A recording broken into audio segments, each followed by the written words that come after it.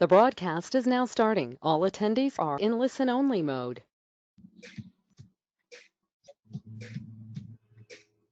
Renuka, you can start. A very good afternoon to one and all. I, Renuka Chutke Chakradev, welcome you all to the webinar on Architecture Project Management towards Atmanirbhar Bharat, hosted by the Postgraduate Department of Architecture Education of Women's Education Societies, Srimati Manorama Bai Mundle, College of Architecture, Nagpur. COVID-19 has affected all spheres on local and global level. The role of the architect is crucial in development of various sectors. It is a need of the hour to explore the possibilities of self-reliance and focus on the new horizons of growth. This webinar focuses on right management of architectural projects in the vision of Atmanirbhar Bharat. I now request Dr. Ujjwala Chakradev, Principal, SMMCA, to please share her opening remarks. I request Harpreet to please unmute the next speaker. Thank you, Renuka. Thank you very much. Atmanirbhar Bharat is the vision of Prime Minister of India, Shri Narendra Modi ji, of making India a self-reliant nation. This first mention of this came on 12th of May 2020 during the announcement of coronavirus pandemic related economic package. This mission has got 5 pillars of support. One of the pillars is the infrastructure development, and this is the opportunity which spells out vividly the role of an architect in making this vision of Prime Minister happen. So it's actually an opportunity where we have to be vigilant and take this opportunity, which will benefit all of us, not only architects but on the entire India. I congratulate Postgraduate Department of Masters of Architecture Education of Srimati Manorama Bai Mundle College of Architecture for having understood the urgency and importance of this project. This was possible because of the vision of Dr. Lakshmi Rao and Dr. Ushashi Guha, who are the mentors of Architecture Education Department. MArch in Architecture Education was started at Srimati Manorama Bai Mundle College of Architecture in 2007. This course was first of its kind in entire India. One trained teacher is equal to 10 untrained teachers is what we believe in. Thus, we have been able to meet the scarcity of architecture teachers in this field. To some extent, of course, I welcome Mr. Jatin, and I also welcome Mr. Mr. Mahesh Mokha, who are the speakers of today, and we will be privileged to listen to you all on this subject, both of you in this subject. And I also want to say that the entire department of architecture education has worked for this. Dr. Madhura Rathod, Architect Renuka Chakradev, Harpreet, Dr. Architect Harpreet, Architect Vaijanti, and many more have been working for the entire last week for making this webinar happen and for the success of this webinar. This is something which is a need of an hour, and we have been able to just make it happen at the right time. And this is the subject where the project management probably will be possible to be understood, and we will be able to, some of us, those who are attending the program, will be able to take this as an opportunity and submit the projects to the government under these projects of MSME or other possibilities. So we are very eager actually to listen to both of you to understand how to submit these projects to the government and make them happen. This is also one of the subjects for the MArch third semester. So this will definitely going to help all of us in making these projects happen in reality. Thank you so much once again. And on behalf of Srimati Manorama Bai Mule College of Architecture, and also on behalf of the postgraduate department of the college, Architecture Department of Architecture Education, myself, Dr. Ujjwala Chakradev, I welcome you all, and I'm sure you are going to enjoy this entire hour, which will be packed full of knowledge. Thank you so much for that, for joining with us. Thanks.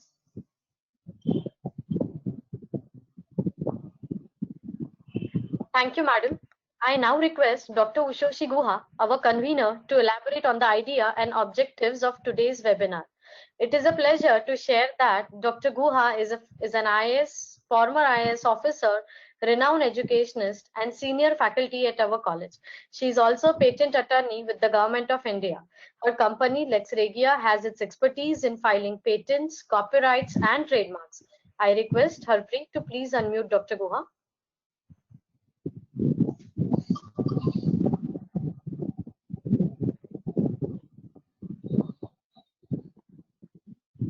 You can start. Okay. I would start with a small statement, create or perish. I think all the architects, we always pursue and we unceasingly are working to create architectural projects. These projects, they, for the reason that they should be supporting sustainability, they should be towards green movement and towards urban planning and architecture. Friends, as Madam Ujjwala has already mentioned, that post-pandemic or this is the time when there is a great announcement by our Honorable Prime Minister about the 5 pillars of Atmanirbhar India. So we found that architecture is a faculty which can very closely and very richly contribute to Atmanirbhar Bharat. And all the 5 pillars, the architects can contribute hugely. The 5 pillars, I repeat again, the economy. The second pillar is that of infrastructure. Third pillar is that of system driven by technology. Fourth pillar is that of a vibrant demography of largest democracy. And the fifth pillar is full utilization of power of economic demand and supply. Friends, I again once more say that all the 5 pillars are heavily being contributed by the architects. Now the country at present is on a steady track of all-round development. Even today, Honorable Prime Minister, during the global meet, he has announced that India is capable of all these 3 factors: reform, perform, transform. I think architects who convert their ideas into projects, they can reform India. The architects who come up with projects, they can certainly perform. Again, the architects are always there who can very importantly transform India. Lastly, I would just mention what is the purpose of this webinar. The purpose is very plain. It is to motivate, to initiate our students, our budding architects, and those who are aspiring to become architects. They should attend the webinar and see the wide vista that is lying in front of them. The spectrum is very vast, and with Prime Minister continuously announcing the packages that all the architects can avail of in the form of the packages. With this kind of expectations, we have this webinar today, and with high expectations from the speakers of the day. We believe that we would be enriched highly, and we would come to know what, why, and how of the projects, and that is it. And I believe that at the end, I would say that we are going local, and we are local but then through this webinar, we will be vocal. So that is where I believe that we will be interacting in this webinar. So I have high expectations, my friends. We will be all enriched by the highly experienced architects who would be interacting with us. We go ahead. Over to Renuka, please. Thank you, Dr. Guha. Thank you, Dr. Guha. Before we move ahead with the program, I would like to inform all the participants that a question and answer session will be conducted at the end of the second session. Please raise your queries in the chat box. Well, we are very fortunate to have with us two renowned, versatile academicians and practitioners who happen to be our speakers today. Our first expert, Mr. Jatin Ambani, is a civil engineer with management specialization and has qualifications in built heritage conservation and is based in Mumbai. He is currently practicing as a consulting engineer for building structural restoration, renovation, and rehabilitation, non-destructive testing of concrete and core cutting, etc. for the forensic and diagnostic civil engineering. He is actively involved in conservation of old historic structures. He has projects for heritage restorations too. To name a few, Kipling House at CST, JJ School of Campus, very close to heart of us, which is 128 years old. He was involved in Keshavrao Bhosle Natyagruha and Khasbag Kustiche Maidan, Kolhapur, for which he also won the very prestigious A Design Award under Cultural Heritage and Cultural Design category for the year 2016-17. He has prestigious clients like BARC, Western Railways, Reserve Bank of India, and New India Assurance, to mention a few. He has delivered lectures at various national and international events, architecture colleges all over Maharashtra, and has written many articles. He has also conducted training programs for the ABC of building industry, that are the architects, builders, and the contractors, and construction professionals to his credit. We are honored to have you, sir. Please enlighten us.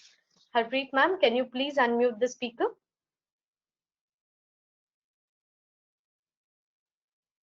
So you can start now. Unmute yourself, sir.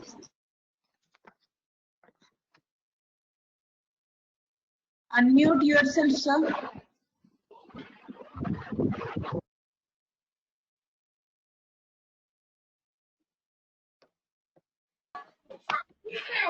Sir, kindly unmute yourself.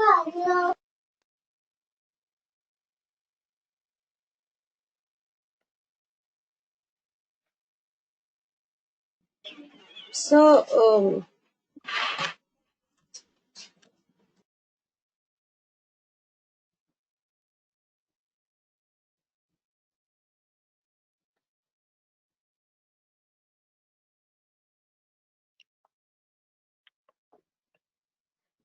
In the meantime, while we have this technical difficulty, I would like to request all the participants to please fill in the feedback form at the end of session 2. Now you can Unmuted. speak. Better? Am I audible now? Yeah, sir. So, good afternoon, everyone. And welcome to this session. I thank College of Architecture from Nagpur to invite me for the session. And because the time available is limited, without wasting any further time in formalities, I will straight away go to the presentation. So I'm sharing my screen. Yes.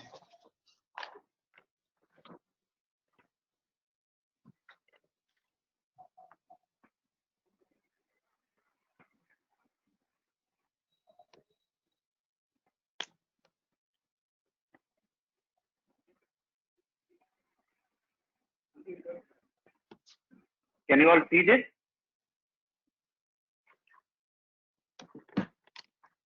My screen is visible? yes, sir. So please maximize the screen. Yeah. Okay.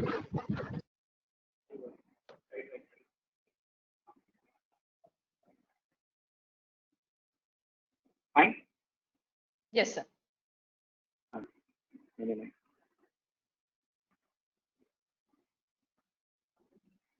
Yeah.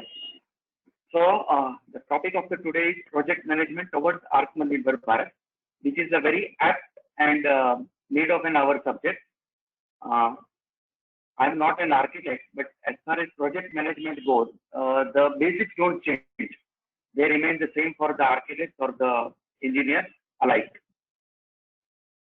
So the topics that are included in today's presentation are importance of the project management, project proposal requirements by government department, public sector undertaking or corporate, inclusion that are required in the project proposal charges, and Atmanirbharta or innovative ideas in project proposal post-COVID. As we all know that a lot of things have changed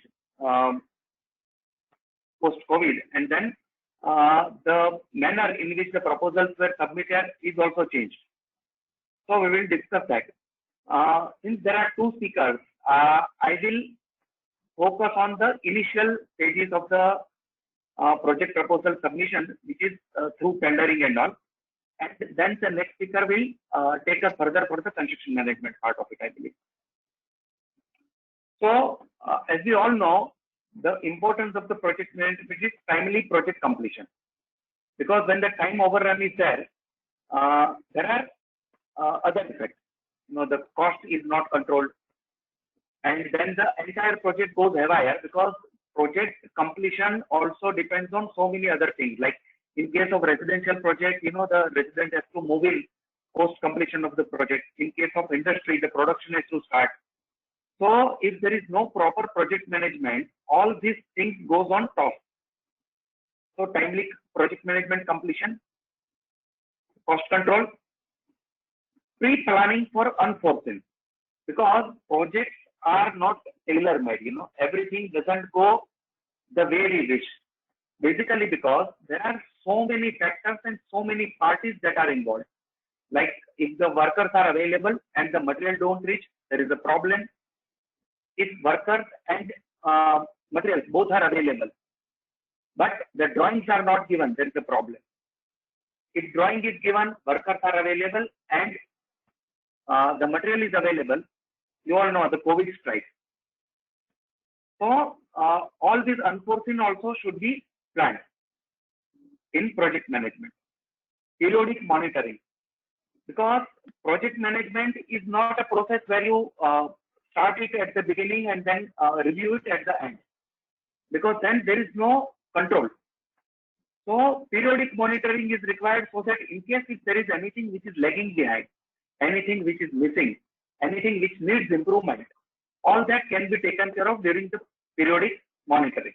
It's called for the monitoring on paper as well as the meeting for the monitoring. Quality assurance. In haste of completion of the project, it should not so happen that the quality suffers. So project management also should take care of the quality assurance. Quality control, is an old terminology. Now, instead of merely controlling it, assurance, which also calls for the checking and the rechecking by the third parties, is part of the project management. Now, for project management, various architecture colleges have started the master's courses, and there are certificate courses available for engineers and architects. Now, before we want to do any project management, the first step will be submission of proposal. Now, before the first question will be, where do we submit our proposal? Now, whatever clients where we want to submit our proposal, you need to do registration. In case it is not a private client, as we discussed in the previous slide, that your client could be government or client could be public sector undertaking. It could be corporate, bank, insurance companies.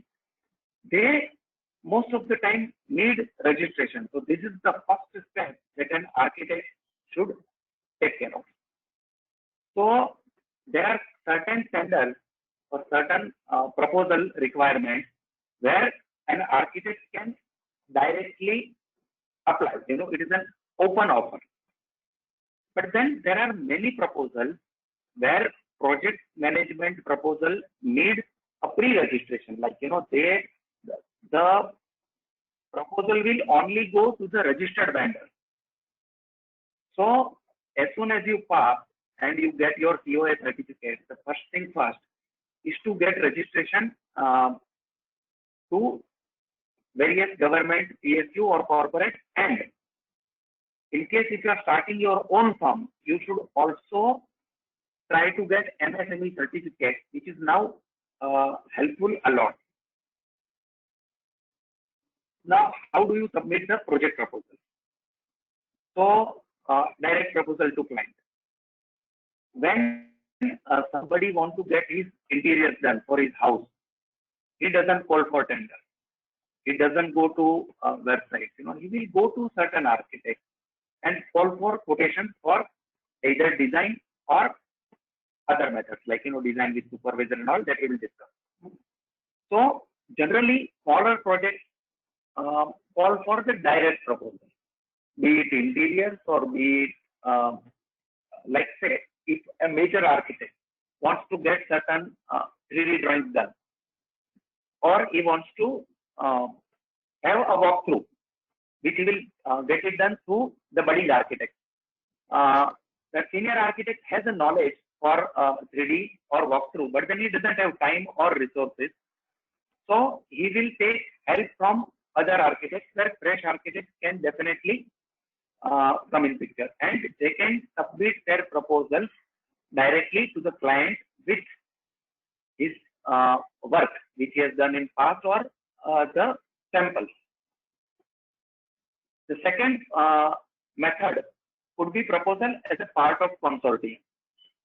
Sometimes a budding architect will have a project inquiry, but then he doesn't have the required skill set available with him. So he will do a joint venture, or he will do a consortium whereon the architect will be involved for certain part of it, and when there are other parties involved like structural designer or MEP or HVAC, they will form a consortium and then submit a proposal as a single team. The third method could be the tendering process, tender selection process. Now, all the major jobs generally always go through tender. So this is the biggest possible scope for architects to get into the major project. Even the major corporates, the project could be 50 lakhs or 50 crores. It will go to the tendering process.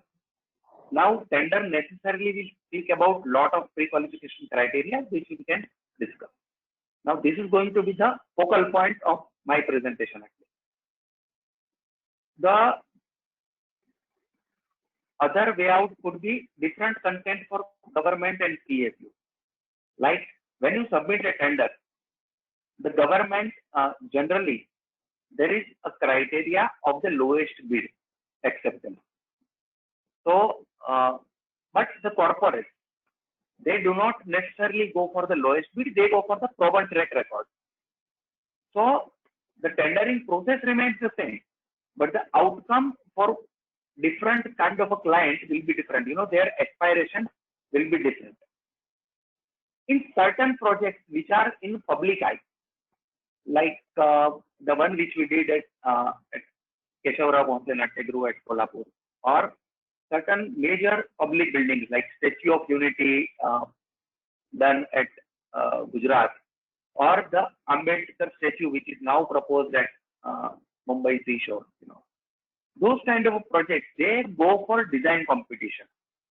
So a panel will sit consisting of few architects and bureaucrats and other confirmatory and involved parties, who together will decide on the best possible design, and they will be awarded the contract, or their proposal will be passed.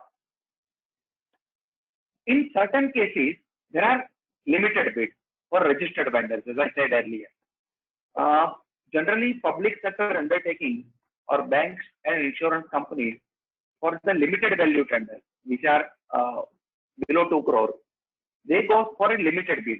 So they will only call for the proposal from the bidders who are registered with that particular company as registered vendors, as registered architects, or a registered company of consortium, and they will be given, and then the selection will be done. Now, requirement for proposal through tendering. So what all is required, to bid a tender or to propose in a tendering system? The first thing is a pre-qualification criteria.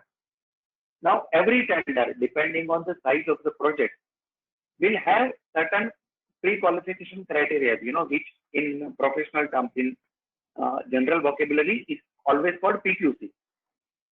So PQC will talk about the turnover of the company, like say hypothetically, if the project value is 2 crore. Now they, and the expected fees payable, it says 20 lakhs. So they will expect a minimum 50 lakh turnover for the particular bidder. That is the minimum. Similar project experience, that you have done at least one project of 2 crore or 2 projects of 1.6 crore or 3 projects of 1.4 crore in last 3 years. So pre-qualification criteria, the project experience asked is generally in terms of rupee value. Sometimes it is also asked in terms of size of the project, like square feet area. In case if you are designing a factory, so whether you have designed a particular factory of say 10,000 square feet or 1 lakh square feet, depending on the area of the factory, they will ask for the experience. Sometimes they will ask for the cost, and many of the time the type of that particular building, whether you have an experience, like you have done a project of say 10,000 square feet, but which is a residential building, whereas the project you are bidding for is a hotel. Now the requirement for both will totally be different. So perhaps your experience, even if you are good at turnover, good at the experience in terms of size, but in terms of type, if you have not done any hotel or a commercial building, then you may not qualify. Need to do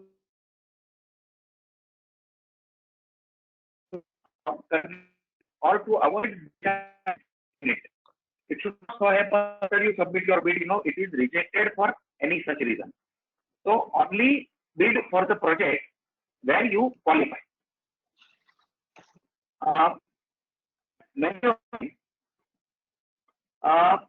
the client will ask for certain size of your office. Your office should be many square feet, or have at least 10 numbers of architects and 2 numbers of structural engineers, or they will ask that you should have at least 1 architect out of your 10 with minimum 10 years experience and 2 architects with minimum 6 years experience, and likewise.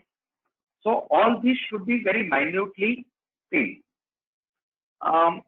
Nowadays, like State Bank of India recently, they visited our office, and now what we do is, certain drawings, prints and all, you outsource it. Like you get the major drawings done in a printing house, and don't do it in your office, because as you know, Mumbai, the office space is very costly and very scarce.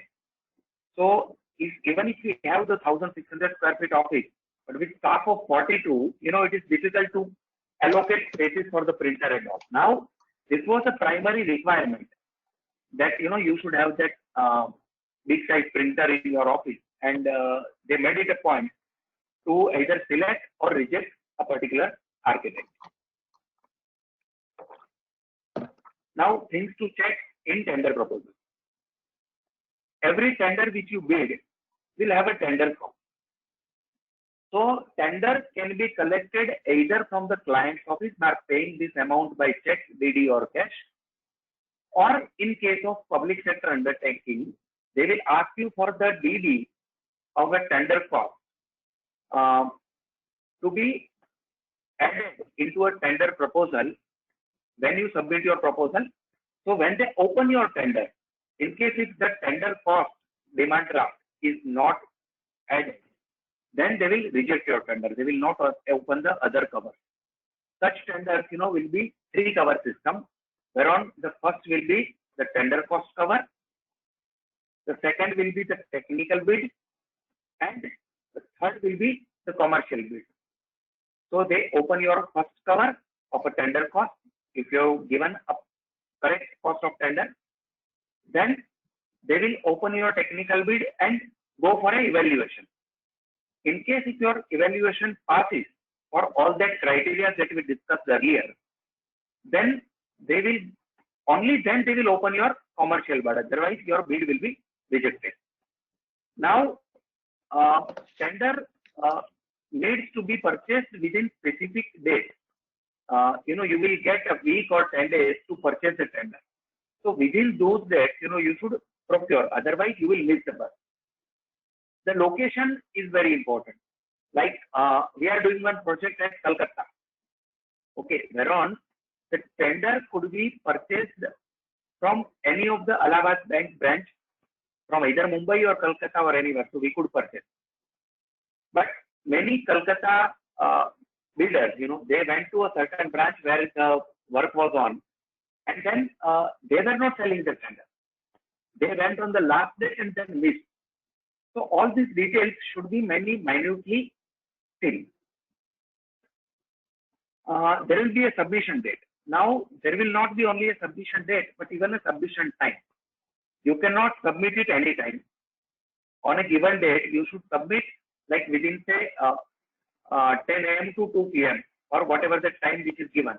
So in government tenders, even if you reach 1 minute late, they will not listen to your reasons like, there was too much of a traffic or I missed the bus or, and they will reject. So the tender box will be closed. So submissions should be very much done in time. Opening date. Generally, this opening of such tender is done publicly. So you may send your representative to check the opening of the tender. When you go for such opening bid, you will know whether, who are your competitors, who all are bidding for the project, or what kind of amount they are bidding. All that information you will know. Many of the time for major projects, there will be a pre-bid meeting.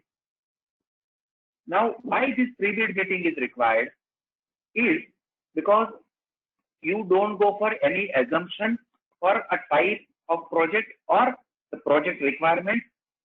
So the purpose is to make the bidder technically and commercially aware of all the terms and conditions of the project and the technical requirements that a project should have. Generally, in pre-bid meeting, when whatever the tenderer comment that is noted down, a minutes of meeting is circulated, and in case if the tender document is missing certain point or there are certain valid assumptions which are not considered, an addendum is given to all the bidders so that the terms conditions remain same for all the bidders. So this is the basic purpose of the pre-bid meeting, and it is strongly recommended that pre-bid meetings are attended. Many tenders have a condition that the tender will be given only to the people who are attending the pre-bid meeting. Otherwise, it will not be given. The tenders sometimes have a earnest money deposit. Now, tender cost and EMD are kept with a view that in case if you are bidding the tender, but then at the end of the award of the contract, you say that, I am unable to perform, your earnest money deposit gets forfeited. Joint venture sometimes may be allowed or may not be allowed. So this should be thoroughly checked before bidding. That whether you want to bid on your own or you want to bid in a joint venture in case if your company is not fulfilling on the pre-qualification criteria. Important checklist. duration of the work, you should check penalty clause. I mean, you should divulge your duties within certain period of time, and it should not so happen that the project goes on and you end up having a lot of penalties, which is sometimes more than your fee. Retention amount. Sometimes when to honor the guarantees and warranties, the retention amount is kept for a certain period, for a year or two. It is kept either by deducting from your bill, or it is taken as a bank guarantee. So this should be checked before bidding, so that how you want to account for it. General conditions of contract and special conditions of contract. All the minute details. Sometimes there are limitations in working conditions. Like if you are working in an occupied residential building, there will be a special condition of contract that the Saturday Sunday working is not allowed. So anyway, your staff salaries are always on. So you should take this into account while bidding. General conditions of contracts are all the terminologies and locations and other terms, whether the liaison is included, not included. Inclusions and deliverables are clearly stated in the tender, which you should very clearly go through word by word, and your scope of work. Type of proposal. Now, as an architect, sometimes the requirement is only for submitting design, and then your scope of work ends there. Many of the time, certain clients want you to design and then also to execute, to check the project management periodically or full-time supervision. So you should check. If the periodic supervision is there, the cost implication is different. For full-time, if it is there, then you have a higher cost. Sometimes the full-time supervision is paid separately and it is mentioned in the tender, so you can charge for it separately. Many of the time, with above responsibilities, you are also expected to obtain corporation approval for construction, CC, OD, and everything. So that you should include in your proposal. Some proposal will be a huge project, will also keep the structural design, MEP, HVAC, and facade design in scope of the architect. Now, you may not necessarily possess all the skills within you, or you may not have expertise, or you may not have sufficient staff to do everything. So you will you will have associates, or you will form a consortium of other people who are expert into the field, structural designer or MEP consultant. You ask them their fees, add them into your fees, and then submit a proposal. Certain projects are conceived as a turnkey project, whereon not only the design, execution, supervision, but also the contract part is part of the architect's job. Now he can put this, and then lately he can ask contractor for his quote and then build it into the project cost. When you put up any proposal, project proposal, you should put your detailed company profile. You see, nothing should be left to assumption, because client may or may not know you. Even if the client is known to you, the paper may go to the purchase officer. If the old purchase officer has been either replaced or transferred or resigned, then it may go to somebody else, and then he may really like to look at the things again. So don't leave anything to assumption. Put your company profile every time you are submitting a proposal. Put tender documents with earnestment deposit. Don't forget to put your financial obligation. Don't forget to do that. Otherwise, even if your proposal is the best proposal, you will still lose. Details of your associates and JV partners, their company profiles, their CVs, qualification, experience, and data of key personnel. If that helps.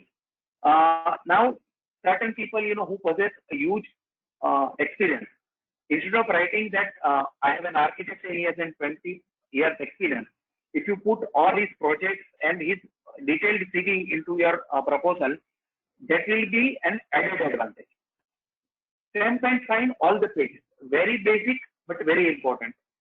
Certain tenders have been lost just because they were not signed on all the pages. Particularly, the government department and the public sector undertakings look at it very critically.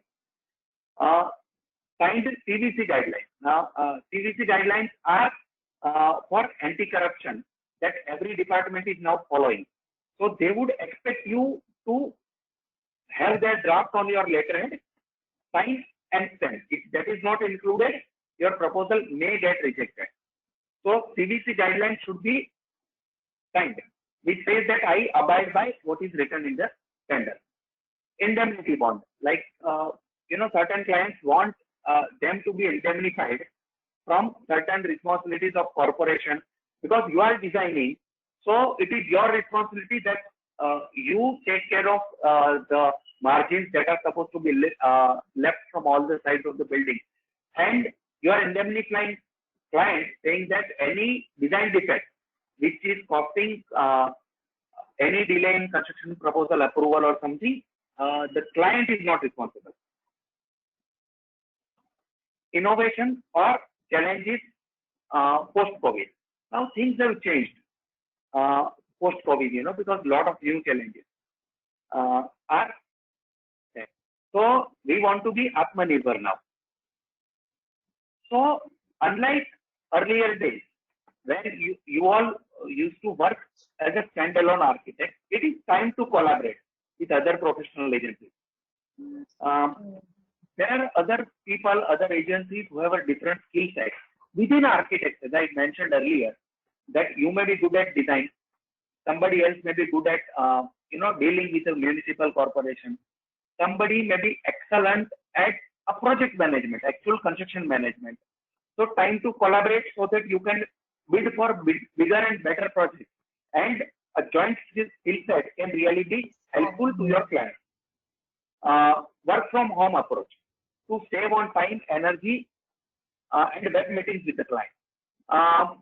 You don't necessarily need to travel to your office every day, particularly in cities like Mumbai and maybe perhaps Nagpur also, which is now becoming with a lot of traffic. So work from home really will save a lot of time.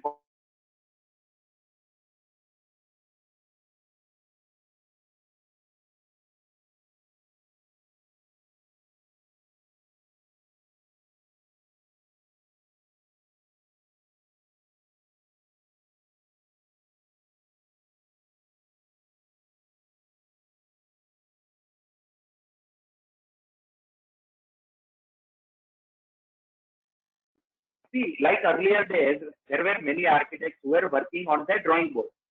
Now, when the computer started, in computer, what is happening is, any changes in your drawing, you can do it yourself, and then you don't need to reproduce the entire drawing, unlike earlier days. So, if you don't invest in technology, if you don't update yourself, you will be vanished.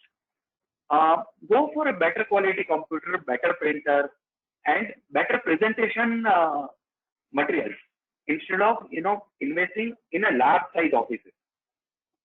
Newer efforts. Now, when you were designing somebody's home or office, earlier office was supposed to be office. Now, your client, if you are designing a big bungalow, you should ask your client to have a detachable office which you can attach and detach with his residence. Certain jobs which he can, when he cannot reach your office, he can do it from his residence. Provision for dedicated servant room. Now, because commuting of servants, is becoming difficult in COVID situation, the dedicated servant room, is a need of an hour. Use self-contained spaces for residents now at basement or garages, or stay within the complex. So you save a lot of time, lot of energy, and then people who are required can work from the same space, and the coordination can be better. Video calls from the site. You see, this is pertaining to project management. Your site could be at an aloof place, and traveling may not be possible, even if the COVID goes tomorrow. But then, if you are sitting in Nagpur, your project is in Chandrapur, then you can have the web cameras at site, and you can see your site live. So when your staff visits the site, and you can discuss with them, and you are updated, so nobody can decide it. Web meeting with the staff. Use the co-working spaces instead of dedicated offices. So you don't require large offices nowadays. Even if you need to meet your staff for certain kind of coordination, which you cannot do alone, call them at co-working spaces, call them at certain hotels, discuss with them, do whatever that you want to do together, and then depart. So this is, end of the presentation. Any question, answers, I think as discussed, we can always have it at the end of the session. Thank you very much.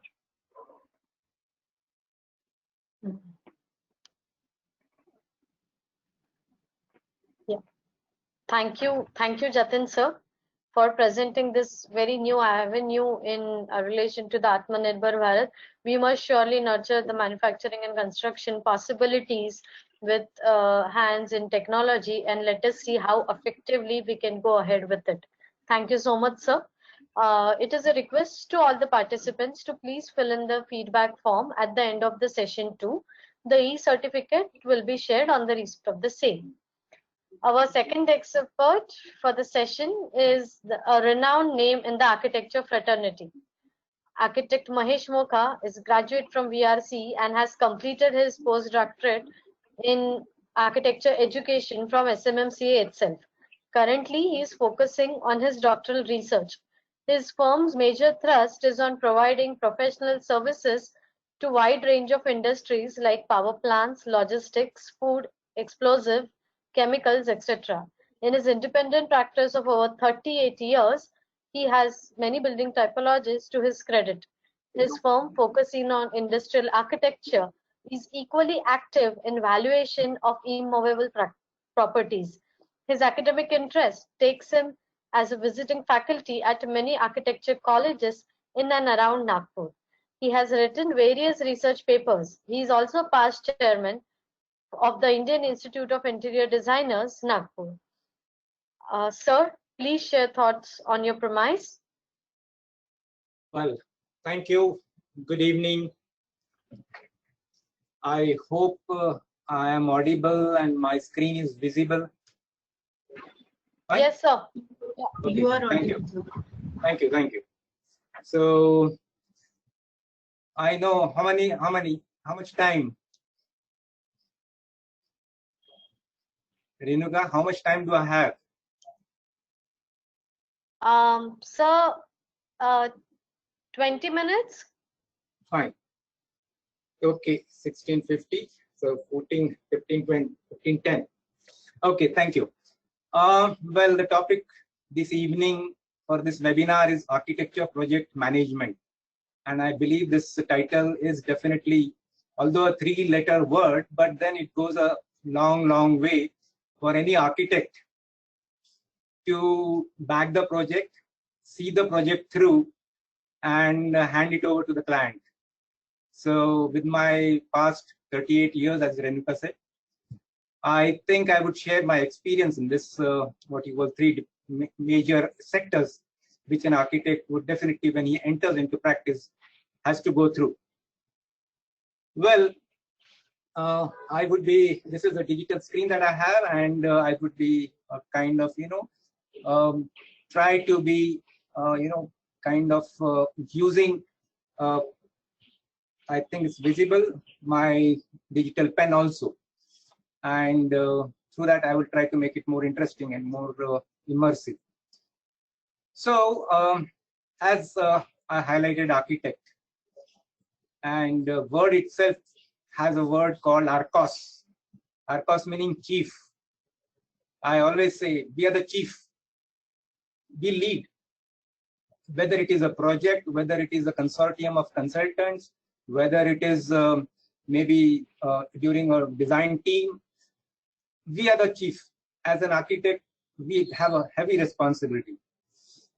Yes, after having known that this responsibility rests on us as architects, how about bagging a project? Well, this is always a thrill when you enter into practice. I can address even to students of architecture. When they get an architectural design as a project, a brief is given to them and they need to come up with a design. So that also is a project. So you are involved more into what you call spatial composition, then using material in an innovative way, or maybe you would be detailing some areas.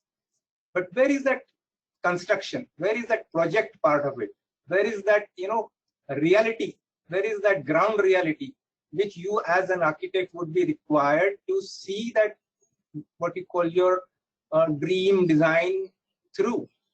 And that's where would come is what I call as would be a project that we would be trying to, you know, highlight and try to understand how to handle and how to see our dreams through. Management, we have to manage our office, we have to manage our what we call a lot of what we call ideas also we need to manage. So management is a integral part of our what we call design thinking, as we say. So this was a broad kind of a understanding of architecture project management. Now Atmanirbhar Bharat also has 3 terms. Well, yes, as everybody had been highlighting, we need to be Atmanirbhar, what you call as self-dependent. That means no foreign dependency. Participants, you would be pleased. I would be sharing few what you call real life experiences of mine. When I started practice, one of my clients was through with his designs and almost nearing completion. He said, let's go to Dubai. I was surprised. I had never set foot on a foreign land. And this client was saying, let's go to Dubai. What for? To buy furniture. Now, this was well 30 years ago. One client says, let's go to China. Let's go to Italy for Italian marble. There is Atmanirbharta. Don't we have marble? Don't we have furniture makers? That is all gone. That time it didn't click. I was a struggling architect. So I, literally wanted to see the world also. And I was really awed with all these trips. And nothing great. We also can make it. It's only the scale of, the projects, the scale of economy that they have. They mass produce it and therefore they get that scale of economy. Atmanirbharta is definitely a buzzword these days. Prime Minister Modi had given a big emphasis on this particular what you call notion, and I believe this should because see, as an architect we are handling so much of labor. See, our field is construction industry is labor intensive, and that too and unorganized, and that too poor migrant laborers. See, this why did this idea come up? Because there were migrant laborers who were moving out back to their home. Now you imagine what is happening to our construction industry, all to a standstill, because all migrant laborers have gone back.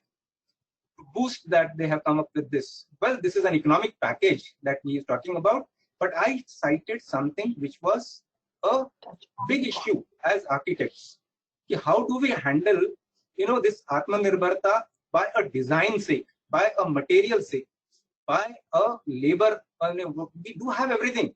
It's only thing if we become sensitive to this this notion of Atmanirbharta, I believe we would be successful, or we would be justifying our role as architects. As Mrs. Sushil Guha said, the architects have a big responsibility.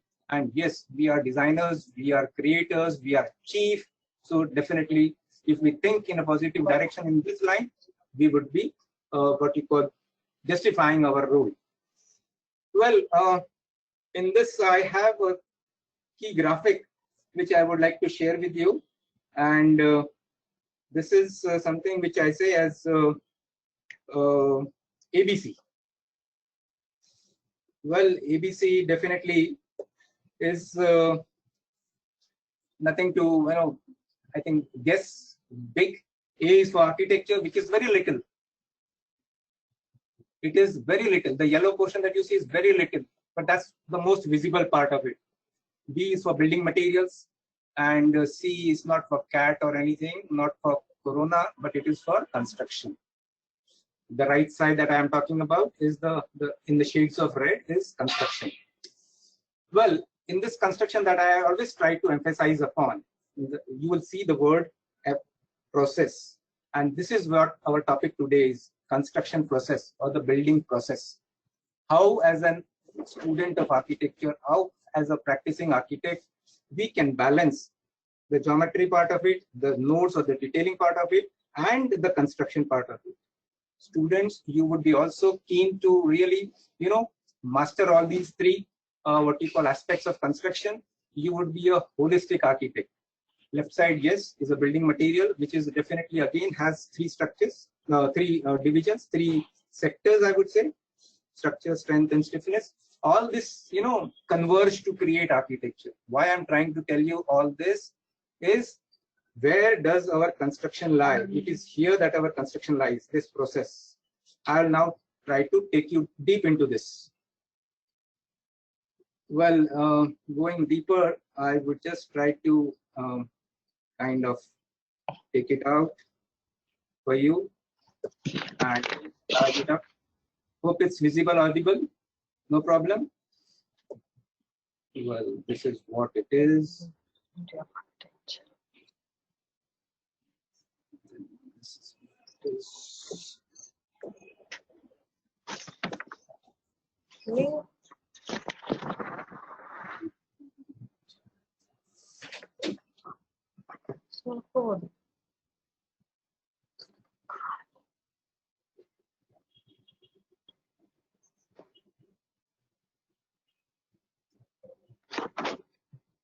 This is the portion that I would be concentrating upon. Okay, and I've removed this sector. It's incomplete. Architects, without knowing the process or the building process, your architecture is incomplete. That's the significance by this graphics and by this what you call action that I'm trying to show you. Well, going deeper, this construction process definitely, as Jatin, my previous speaker, had highlighted upon, there were tender, of course. We as architects need to be conversant about the tender process. How once you are, you have made a good geometry, good geometrical space, structural geometries, everything has been decided. You have detailed well, you have made working drawings through all joints, details, and everything. You incorporated materials. Good tender would be definitely a part of your construction process. But as architects, when I was into practice, there was so much of, what you call ground reality that I had to learn. I'll share one experience. One client comes up and says, during Dussehra time, and there is a big manufacturer whose MD always visits a native place near Nagpur every Dussehra. And on Dussehra, he says, I have given a word that by Diwali we would be completing our project. I said, what? In 20 days, Diwali to Dussehra to Diwali, in 20 days, you want me to complete this project, and at this stage, we are not ready with anything. How is it feasible? He says, nothing doing. I have committed, I have given word to the MD, and he said he would definitely come to inaugurate during Diwali if I commit. He was asking me, what do I do? Idhar nahi socha, udhar nahi socha. I said, committed. Believe me, friends, I am happy to tell you, my first learning in project management was this challenge that I accepted. Flat 20 days, I had to complete. Of course, it was not that very big project, but yes, sizable project, unimaginable for me at that time. And on the flat 20 days, we definitely finished a good job, and I was felicitated nicely by the MD of that. He was Rahul Bajaj. I'm happy to share that also. Well, that boosted my management, what you call as insight that I had, and to share with you, khana, pina, sona, everything was lost. I used to take back the consultant back to his place. Wee hours of 4 o'clock in the morning, you would be surprised.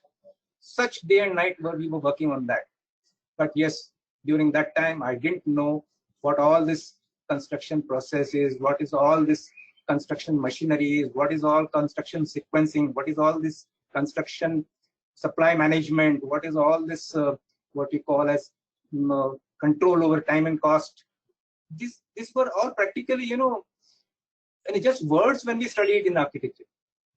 But if you have a fair depth of these subjects during your studies, I'm sure you would be better placed to take such challenges.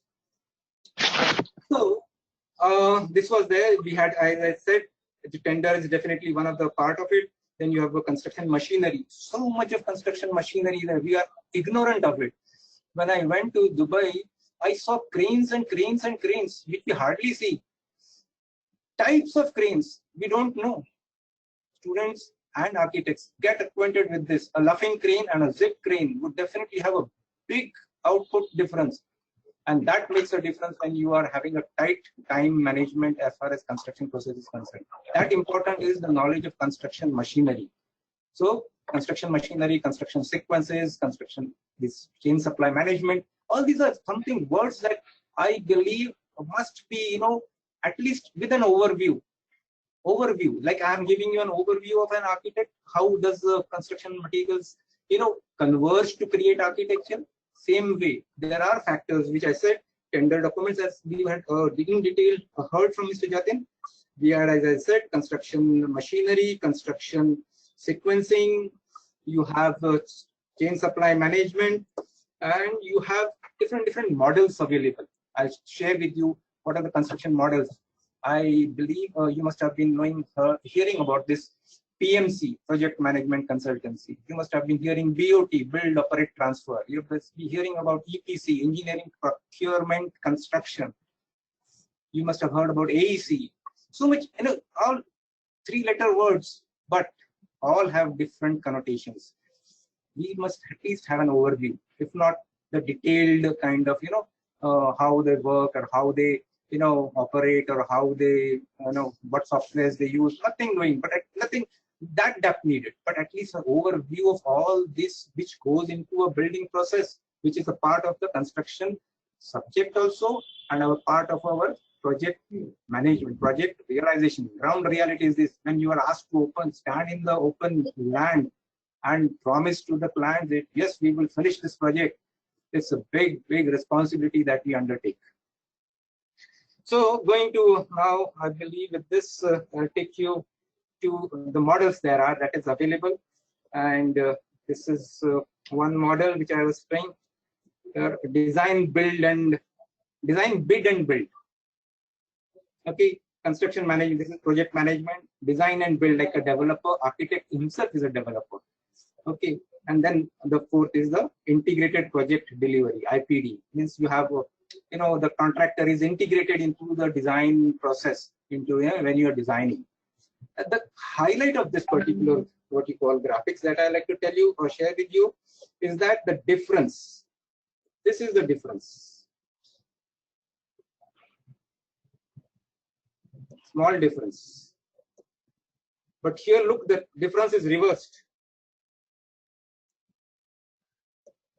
And look here, the difference that you have in the reverse. Point is, the dark black is saying that if you have a project executed with this model, integrated project delivery, you have to deliver a project. From delivery, I come to know, some client of mine has said, conception to delivery, 9 months. A project should never overrun of 9 months. How big, howsoever big, or relatively also smaller also, but not too small. 9 months before and after, you can imagine, what can happen. So I was impressed by that, what we call notion, project delivery. So that time is a big issue. And here that I'm talking about, going back to this graphics that we have, this black one says that this is the best way. And typically, suppose if you carry out a project, this was a survey carried out by Lean Construction Institute. Yes, lean construction. Lean construction is something which is a buzzword, wherein we try to, you know, save wastage of materials at site. You would be wondering how much we waste. Huge percentage is wastage, and that definitely leads to a cost part of it. So this Lean Construction Institute had taken out a survey in which they found out if you have design, which is a normal practice. I design a project, I call for bids like tender documents. I have been, you know, invited, and then he's given the award and he's asked to bid. The possibility of, you know, that success of that would be it would be best in 11% cases, and in 41% cases, it would be a typical project. Means TK, means it was a project which was executed. But in integrated project delivery, there are chances that you have 21% more chance of having a success. It would be a best way of delivering a project. This is the big difference I'm trying to. The red and the blue, they are trying to indicate how big is the difference in different models that you have. If an architect is the developer, yes, he has an advantage because he can tweak the drawing specifications, the detail, the chain supply. He can tweak his better place, Arcos, having control on everything, on all consultants, on all contractors, on all agencies. So he can tweak, and therefore he can get this, at least half of this. But if you have construction in a PMC kind of thing, like you have the same, we had this hospital project wherein it was given as a PMC. You bring you come up with the design set is given. Now it's your responsibility to check the quality and the time and the cost and everything. So in that case also, you would have this red as a what you call warning. Okay, almost we are approaching to 20 minutes. Well, I'll just be taking you to other this thing. Yes, this is a big what you call experience that I had while I was trying to teach what is good architecture, and yet time and cost, always this matrix or this coordinates are always so important and so nightmarish to any architect. There shouldn't be overruns on these two aspects. If you have early, means if this is an optimum time, what you call this particularly, you will have an optimum cost.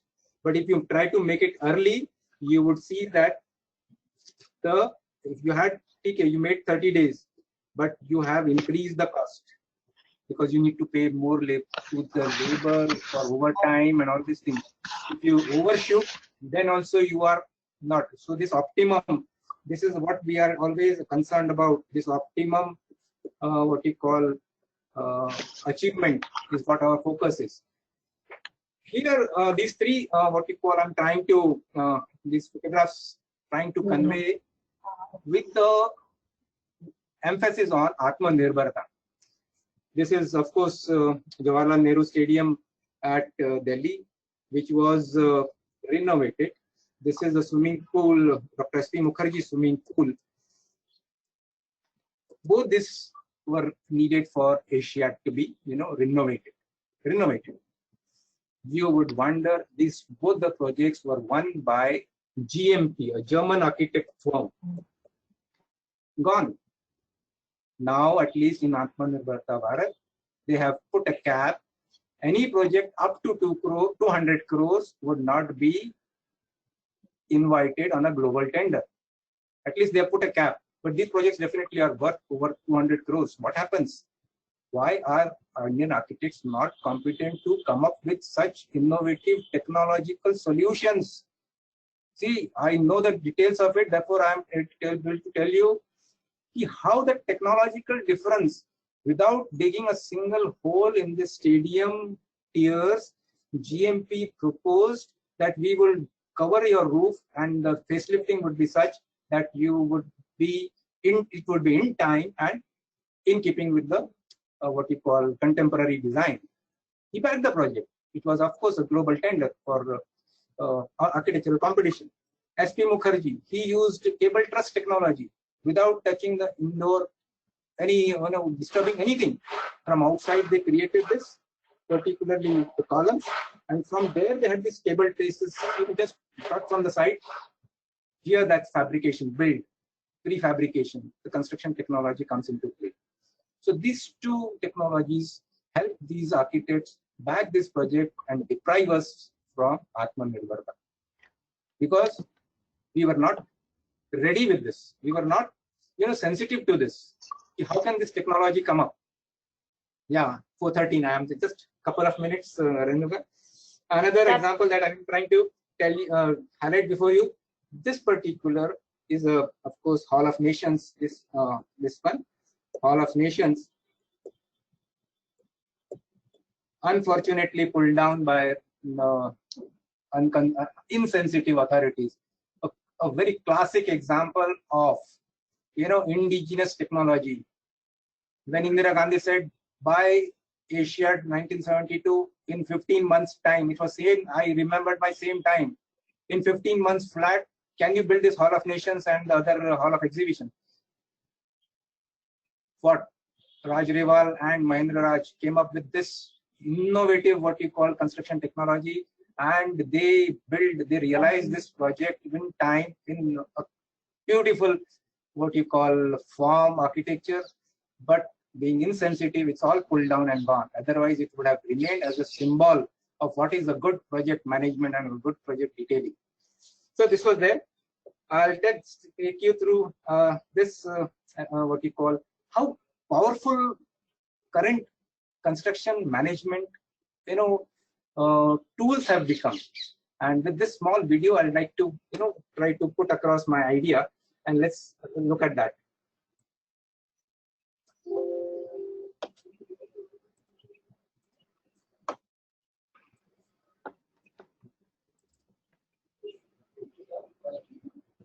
It's just 1.5 minute video. I hope it runs. Yeah.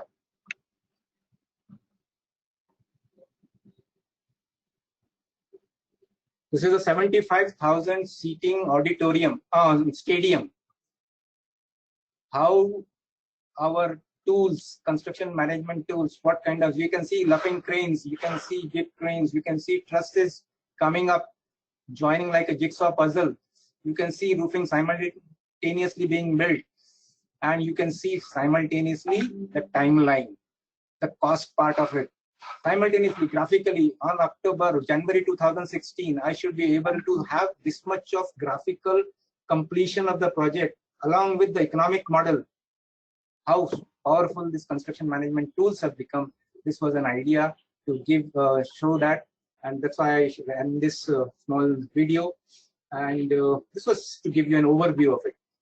So participants, I believe I justified my time and my, what you call, essence, which I wanted to bring before you, and hope you all enjoyed. And questions, yes, welcome. Back to you, the organizers.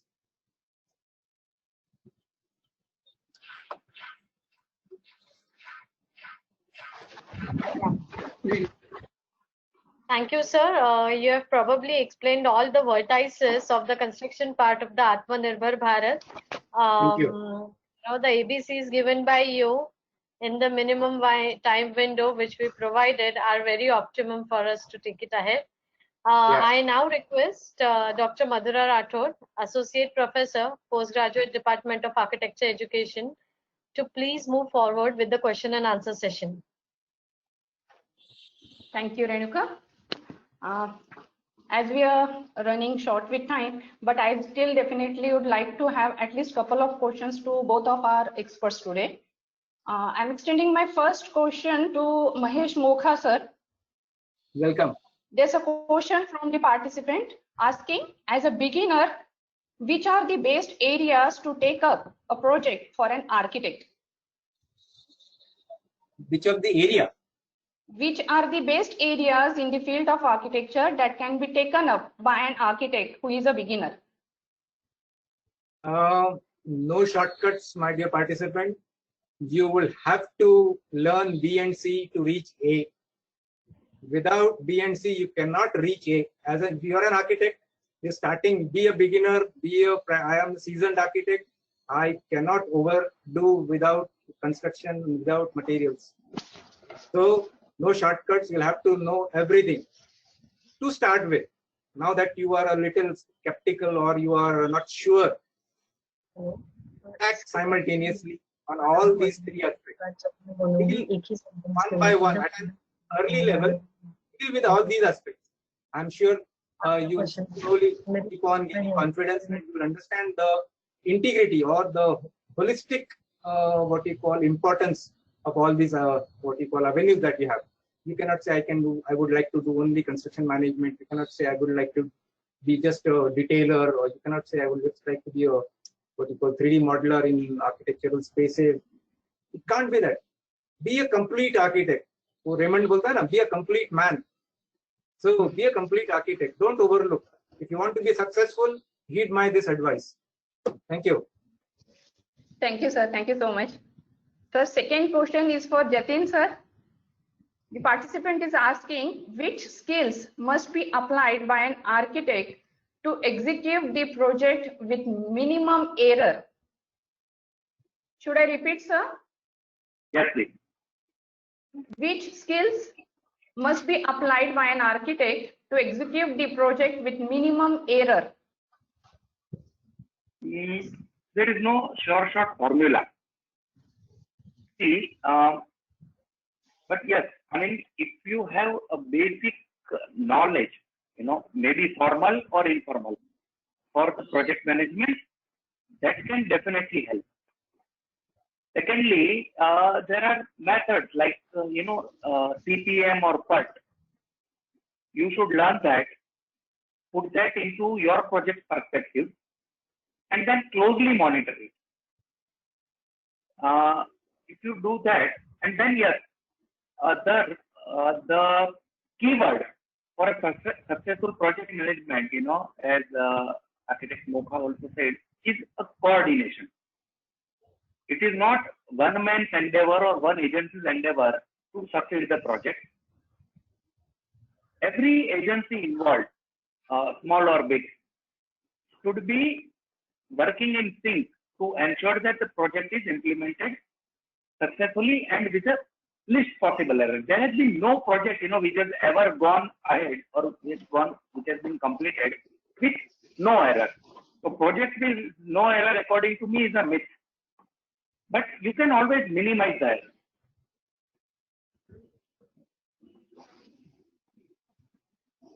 Okay, sir. I hope that has satisfied the participant's query. Third question also for Jatin, sir. It's a long question, so I'll go slow in reading. This is asked by S.R. Marathe, sir, our faculty at the college and the senior faculty who are associated. He is 80 plus. So he has a big question to ask to you. In the so-called Italian system, tenders are opened and average figure is worked out. It means that there is reasonable allowance for profit. Then they proceed to award the project to the contractor who is nearest to the average cost. What is your opinion on this Italian system of drawing average cost, average tender for the contractor? Sir, have you got my question? Yeah, I did. But what is this Italian system? He says that I have heard this is called as an Italian system. Okay. See, profits of the contractor, based on the average cost, is a relative term, I would say. Relative term basically because the profit depends on so many factors. Like I will refer architect Mokha, we said not only the design but even the material, the construction, other factors. So if one contractor may procure material at X rate, whereon other may be smarter and bring it at X minus rate.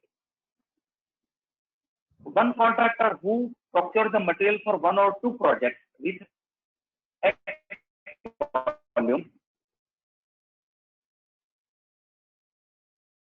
another contractor may procure the same material for triple X volume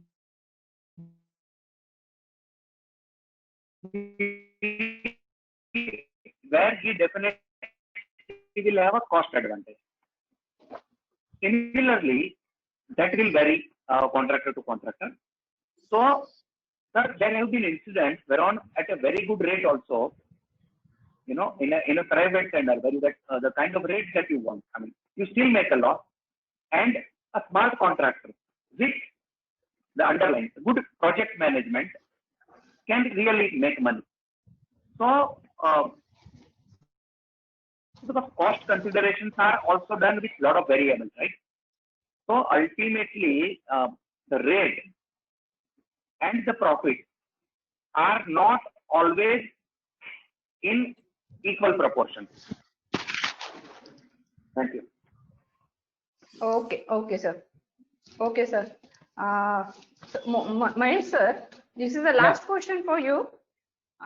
It's asking, in pandemic COVID-19 conditions, what is the prospect of architecture project management in India and especially in Maharashtra? Okay. New normal, I would say. Now it's all new normal. Isn't it? Because post-COVID means it will become normal, and they call it new normal. Post-COVID is new normal. See, I highlighted, I believe great power lies on us architects, and project is definitely one which, you know, is close to any client. We would definitely like to finish in the least possible time and in the least possible cost. At least when he comes to us, he promises this. Okay, if he sticks to payments and the cash flow, that's a different issue. But when he comes with this objective. He wants to complete the project best possible, least possible time and least possible expense. You have tremendous scope. And believe me, be it Maharashtra or anywhere, project management with a holistic approach, believe me, this word is very important. You can be a project management, you know, people coming from different disciplines coming into this would not be as better placed than as architects. I hope this question, the one who's asking question is an architect. So you would be definitely far better placed to have a complete aerial view or an ant view or a micro view or a nano view of the entire process of this architecture project. So you would be having tremendous scope post-COVID also. Here again, I'd like to, you know, share one experience which I had come across talking to an expert in bamboo. SOM, Skidmore, Owings and Merrill, is coming up with a big project with application of bamboo in its airport at Bangalore. SOM who had done the Mumbai airport also, where it's all gone, architects gone. You would be surprised, even the construction is gone, project management is gone to outside India. Where is Atmanirbharta? And the reason what I was told was, in India, they do not have this scale of projects to be carried out by Indian bamboo craftsmen or Indian bamboo manufacturers or processors or, you know, even those who are growing this. So post-COVID, we'll have to, if you want to be Atmanirbhar, you'll have to catch up simultaneously on all these aspects. Otherwise, this would be this 20 lakh crore to यूं निकल जाएंगे, पता ही नहीं लगेगा where it gone. That's just an economic package. अपना इतना सारा outlets है for drain, you will never come to know. So to become Atmanirbhar, management would be a key word for you, key area for you, but take it in a holistic way, irrespective of Maharashtra, and try to make our Bharat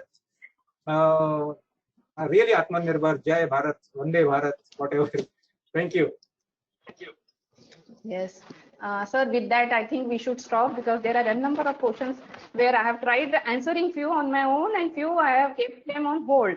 So I convey to all the participants that the queries which are not answered here will be replied with the experts on their mail IDs.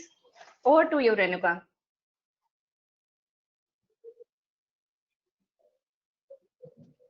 Yes.